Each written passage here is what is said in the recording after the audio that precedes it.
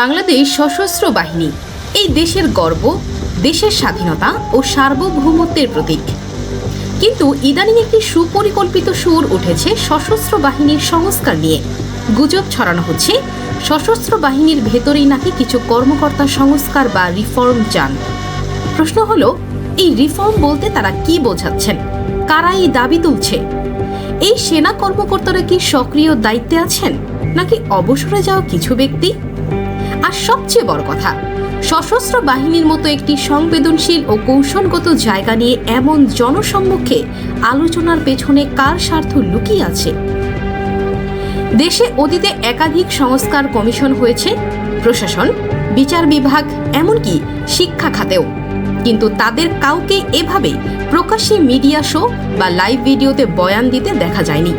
Reform যদি প্রকৃত উদ্দেশ্য হয়, তাহলে প্রশ্ন থাকে, তারা কি বাহিনী প্রধানদের কাছে বা প্রতিরক্ষা মন্ত্রণালয়ের কাছে লিখিত কোনো প্রস্তাবনা দিয়েছে, নাকি এর পেছনে রয়েছে বিদেশি এজেন্ডা ও বিভ্রান্তিকর প্রচার? আর কারা সশস্ত্র বাহিনীর সংস্কার নিয়ে প্রকাশ্যে কথা বলছে? সিনিয়র কোনো কর্মকর্তা কি আছে এতে?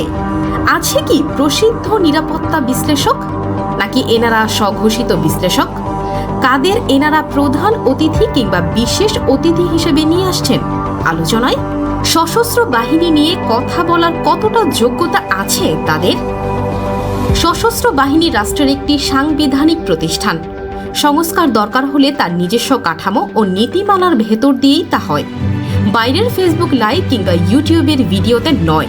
এই কথিত রিফর্ম চাওয়ার আড়ালে যেন জাতীয় নিরাপত্তা নিয়ে ছিনিমিনি না খেলা হয়, সেই দায়িত্ব আমাদের সবার।